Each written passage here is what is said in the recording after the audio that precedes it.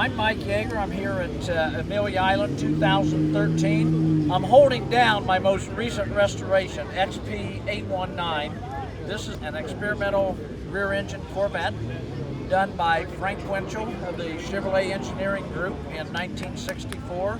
And this is its first public showing. I've owned the car for 10 years. 2 years ago, we started on the restoration of the chassis.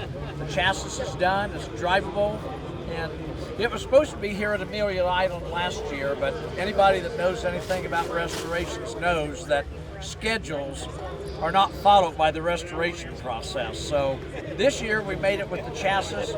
We're hoping to have the body ready to go and put it all together and have it back here in 2013. This is an interesting Corvette in that not only is it rear engine, but it had all urethane bumpers on it in 1964. It had a one-piece clamshell hood on it that you could take at one detent past open and lift the entire front end off. And of the engineering study, they were looking at low-cost body panel replacement. It has an early rack and pinion steering gear in it, and what they were looking at rack and pinion steering was frontal impact and not driving a steering column through the driver of the car. The doors on this car are articulated that the left or both the outer and passenger and driver door have part of the seat bolster in it. So when you open the door articulates and lifts up in the back to clear a 10-inch curb. And the idea behind it was to lower the height of the car, but still be able to get in and out of the car. So with the center wishbone, which is the gas tank on this car, there's no frame rail, so they could make the exit deeper into the car and easier to get out of. So this car had a lot of things going on. The brake and the accelerator pedal move back and forth. The seats are stationary in it. Larry Shinoda, who designed the 63 Stingray as well as the 68 Corvette, did the styling of this car. So it's got a lot of Corvette history in it. And in the back is a 327, 350 horse small block Chevy coupled up with a Tempest transaxle. And it's a marine engine because it's turned around backwards and it runs in reverse firing order. So a unique car. It's automatic transmission and absolute ball to drive. As you look at this car, my good friend Kevin McKay from Corvette Repair in Valley Stream, New York, is doing the restoration of this car.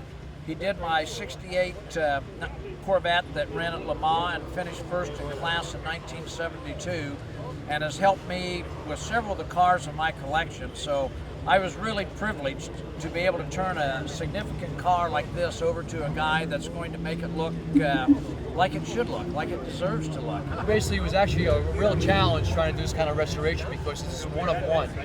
It's like a regular production Corvette.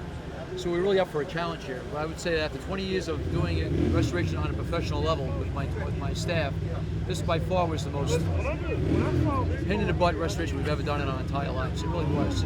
It was a challenge, and the car was a complete disaster, but it was complete. The car was kind of cut up. The middle section of the car was actually cut up. It was actually missing, and all the parts were there though as well. But it's just it took a lot of time. We have approximately now about over 4,000 man hours of what you see in the chassis in itself, and also the body, which is ready for paint.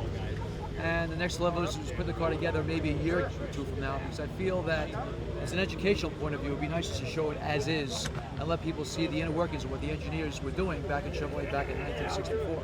Obviously, I'm very prejudiced towards Corvettes, but when you think of iconic cars in the automotive world, the Corvette's certainly an important car, but then when you think of iconic cars within Corvette, the 63 Stingray, and in specific the coupe, the split window car, it's a car that will endure forever. And I personally believe that when that car is parked on the street, it looks every bit as good today as it did in 1963, 50 years ago. I couldn't think of a better launch of a new car than on the 50th anniversary of the Corvette Stingray to rename it Stingray.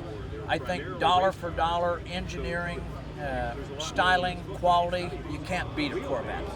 But you do know that I'm a little bit prejudiced towards Corvettes, but it's an awesome car. 2 nights ago, I had the opportunity to sit down and have a beverage with Ed, and there was the Ed that sat down And then after about 35 or 40 minutes, there was this car guy sitting across from me. And we got talking about Bill Mitchell, some of the Mitchell cars that I own, his background of within General Motors and styling and the passion and his interest in cars. And I think Ed is the right person at the right time, at the right place to spearhead all of GM's global design. A lot of enthusiasm, and certainly the Corvette reflects that enthusiasm. And I think we all know that when you look at what happens in any business, it starts at the top and works its way down. And you can't ask for a brand with better brand loyalty than Corvette.